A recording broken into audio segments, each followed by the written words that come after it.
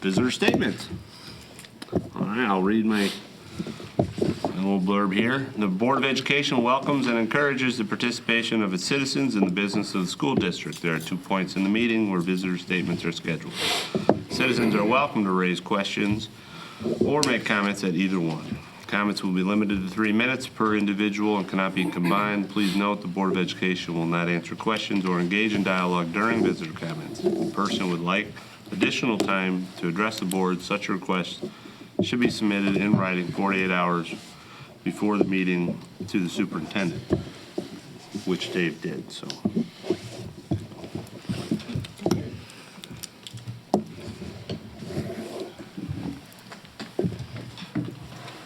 Good evening, and thank you. And I'm fighting a bad cold, so I hope I sound okay. So, first of all, as always, thank you for giving me the opportunity to speak tonight and for the additional time. I have 4 items for this evening. First, I want to thank Ms. Matana for her presentation on the educational fund balance at the community of the whole meeting on January 27th. It was very thorough, it was concise, it was extremely well done, and I appreciate the board having her make this presentation to clarify and address some of the questions and concerns that I've brought up these last 4 months. So thank you, Ms. Matana. Second, I would like to thank the board for the following discussion on the ed fund balance, or as Ms. Towner called it, the savings account. While the State Board of Ed does not require a minimum reserve in the ed fund, if my memory serves me correctly, the ISB used to recommend keeping that 33% balance. However, as Ms. Matana stated at the last meeting, it appears that there are no current recommendations for districts regarding the minimum balance anymore. That being said, I was wondering if Ms. Matana could find out what the ed fund balances are for the top high schools in the state, the schools we regularly compare ourselves to, both academically and strive to be like. It would also be helpful to find out how long it took those schools to build up those reserves and the steps they took to do so without negatively impacting the education of their students. Is a 48 to 52% balance too much? Does the district feel safe with 40% or 45%? As an educator, we are always urged to collaborate and grow with our colleagues. I would think fostering a collaborative relationship with school boards of other successful districts would be equally as valuable. Thirdly, at the last meeting, President Smithing and Dr. Skinkis both made some poignant comments pertaining to the need of being fiscally responsible, especially with the uncertain financial times in the state. I agreed wholeheartedly with what they both said. However, the district practice of issuing administrative bonuses completely contradicts those statements. As I've reflected over the last few months, I can understand the board's desire to incentivize administrators for improving measurable performance. But paying an administrator a retention bonus for doing the job they signed a contract to do is simply wrong. I know I would be unable to look myself in the mirror if I knew that I was receiving extra taxpayer money for doing the job I was hired to do, instead of that money being directly used to improve the education of the students in my charge. As I've stressed before, we, District 208, is a non-profit organization, and if it continues this practice, its argument for fiscal responsibility becomes hypocrisy. Lastly, I would like to address Ms. Haruska's comments encouraging more students to take a last hour study hall so that they can leave school early. This is completely antithetical to the mission of this school district or any school. Our sole charge as an educational institution is to provide our students with the richest and fullest experience possible in order to best prepare them for whatever the next steps in their life may be. Therefore, we should be encouraging students to take more chances and to take classes that sound interesting to them rather than encouraging them to take a study hall or early dismissal. Study hall periods should be for students that need extra assistance, such as those currently enrolled in academic support or an academic resource, or for those students whose academic and personal schedules are so rigorous in and out of the classroom that a study hall gives them that structured time during their day to better manage their courses and activities. I think it would be very interesting to collect data from the study hall supervisor on how many students actually use their time appropriately.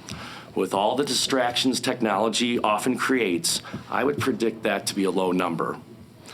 My wife and I moved into the district 12 years ago because RB offered the rigor and opportunities of a large school like LT or OPRF, but in a much more comfortable setting of only 1,600 students.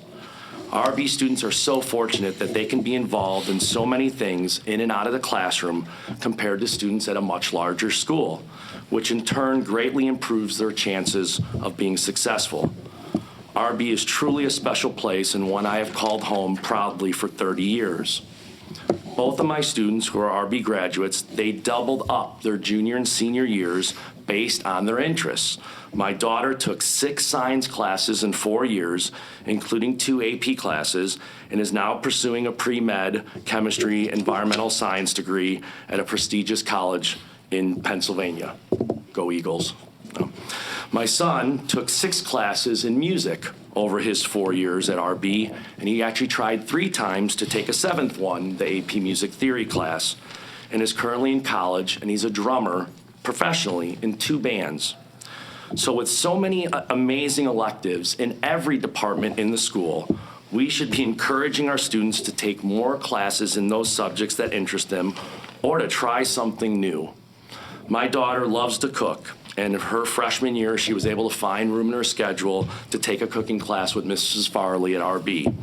When her schedule didn't allow it, she continued in FCCLA, and she was a 2-time state qualifier for FCCLA.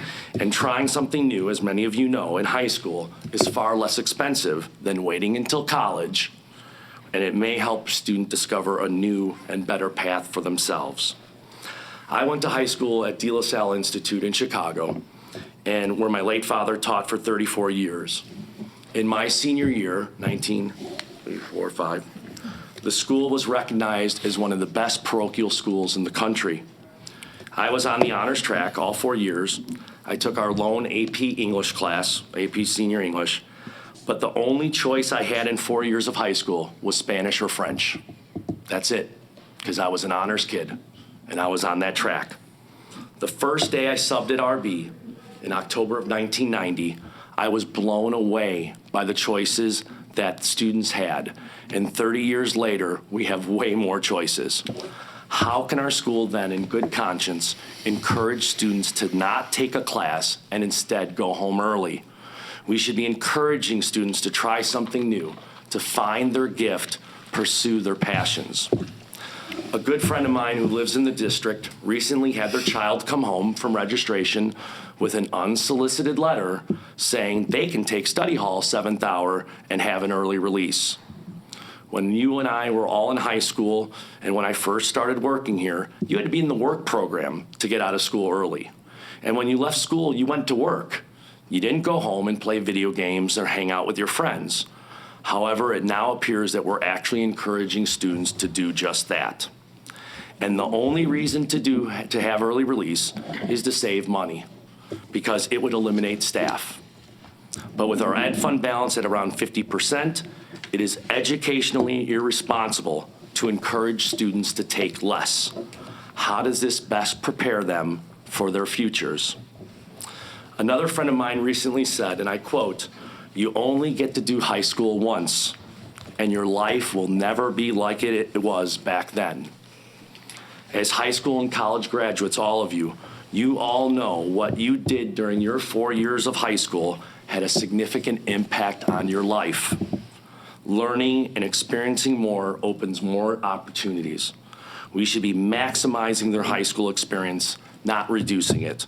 Isn't this what we want for our children? A well-rounded, immersive education? I would surely hope so. Thank you so much for listening. Thanks, Dave.